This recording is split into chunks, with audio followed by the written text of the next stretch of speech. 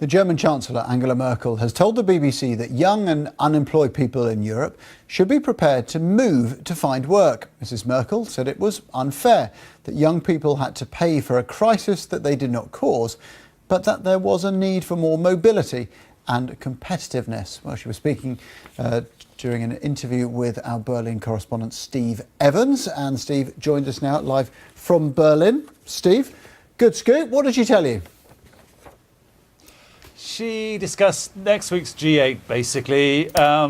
Economy clearly on the agenda. You look at the unemployment figures in the Eurozone for young people, 25% out of work, and in Spain and Greece, something like 60%. So a big problem. Question is, what do you do with it? Do about the thing. The Americans want the Germans to boost the economy, put a bit of spending in the economy. So I asked her what she felt about young people, particularly in Greece and Spain, and here's what she said to me.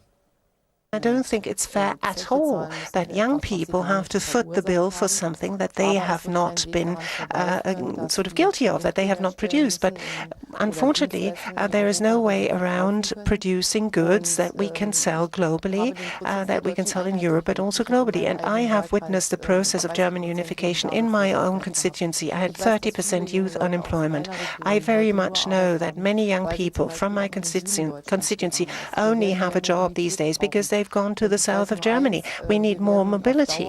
And there is one thing that I know. In the long run, we will not be able to revitalise our economies without being competitive. So she's sticking to her guns about this need for austerity, also saying there needs to be a big change in the way people think about work and think about employment. And Steve, it's not often that we get to sit down and talk to Angela Merkel.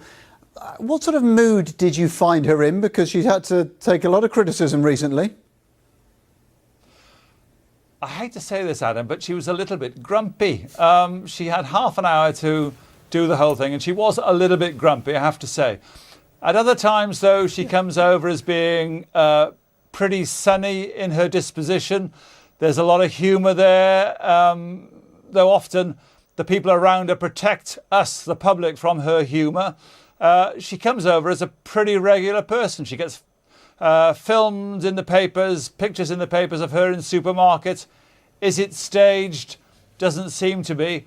She's called Mutti, the mother of the nation. Am I allowed to say that's the way she seems?